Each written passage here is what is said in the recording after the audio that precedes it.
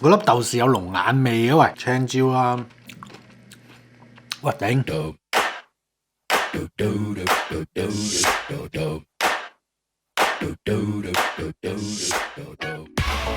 Hello， 大家好，我係 Andy， 歡迎嚟收睇我嘅 channel。今日咧我就嚟到紐約嘅 LaGuardia 機場過一晚夜。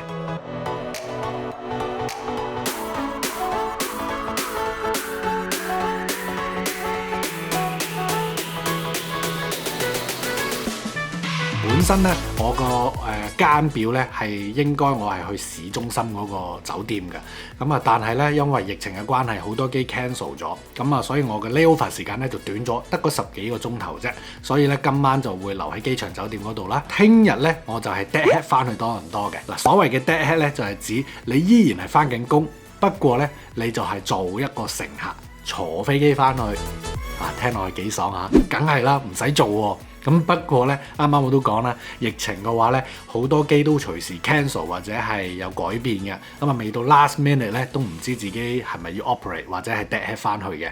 咁點都好，起碼我依家 enjoy 咗呢14個鐘頭先。最衰今晚我唔喺市中心酒店，因為呢，如果我係喺市中心嘅話呢，我就一定會去街頭呢試佢嘅 New York hot dog，因為幾年前我嚟食過一次之後咧，就真係翻尋味啊！好想再翻嚟紐約度食佢嘅熱狗。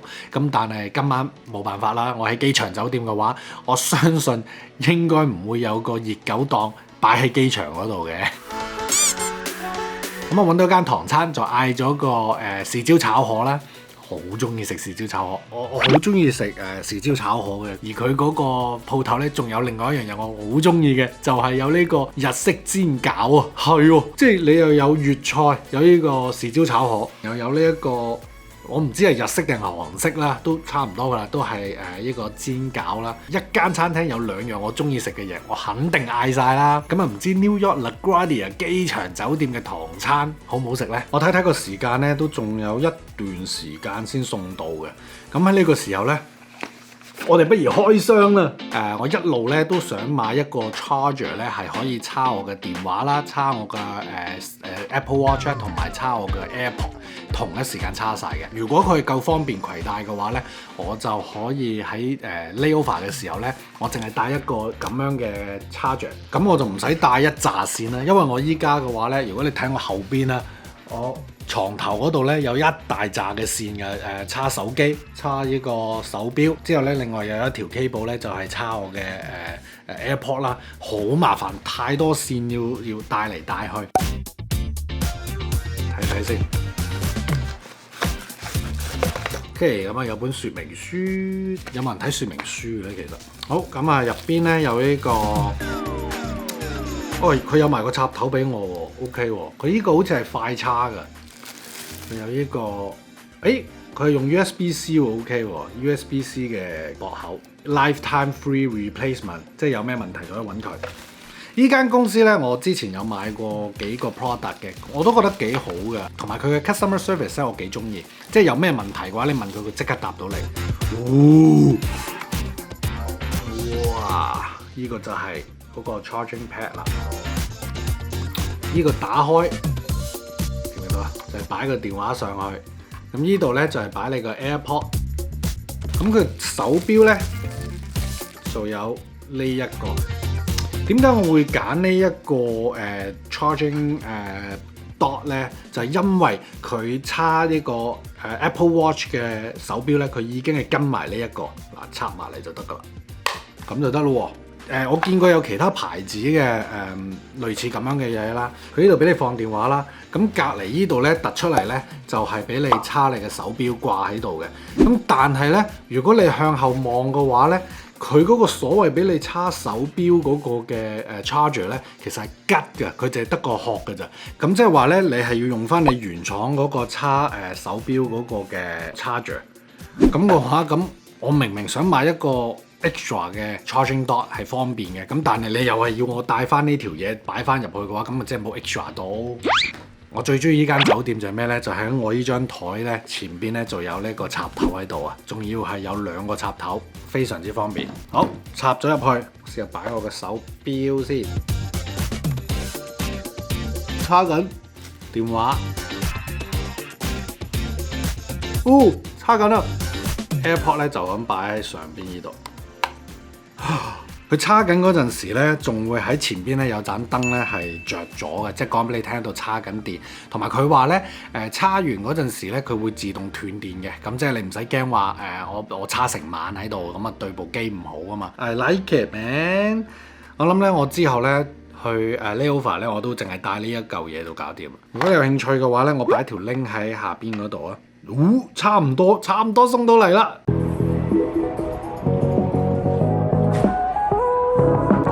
原來咧，司機哥哥咧，佢係唔知道我喺酒店，所以咧就擺車咗喺第二度。咁我依家攞咗我嘅外賣啦，開餐先。摸落去咧都仲暖嘅。哇！攞呢個包住。哦，煎餃，好香嘅煎餃味。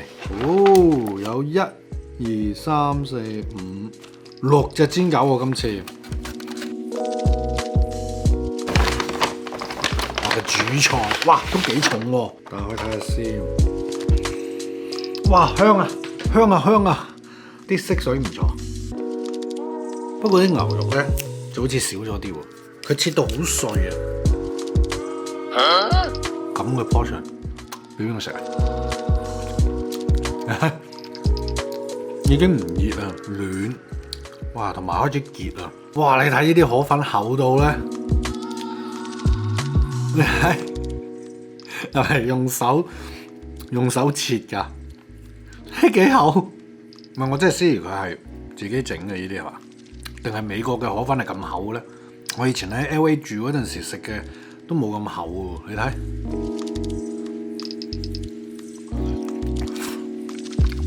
不過幾好食，芽菜，整粒豆豉食先。都係啦，紅椒啦、青椒啦。喂，嗰粒豆豉有龍眼味嘅，喂，試多粒先。真係喎，同我哋多倫多啲豆豉唔係好似。佢呢個麵咧，望落去咧好似好唔掂，但係食落去咧又真係好滑啊！同埋我中意佢咩咧？夠多汁啊！哇，正！今次 OK 啊！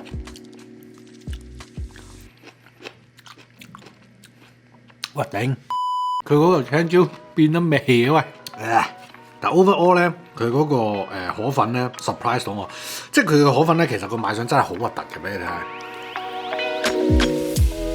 睇，係一撇咁樣黐埋晒，但食落去咧。爽你鬼 OK 嘅喎，好滑啊！起碼今晚唔使捱杯麵先。試下佢嘅餃子，佢餃子嗰個醬係，哇，紅色嘅。你知有時你啲燒味鋪咧，買嗰啲燒鴨咧，佢咪送嗰啲一包黃色嗰啲酸梅醬嘅，佢呢個應該係自家做嘅。但係煎餃用酸梅醬得唔得啊？試下先。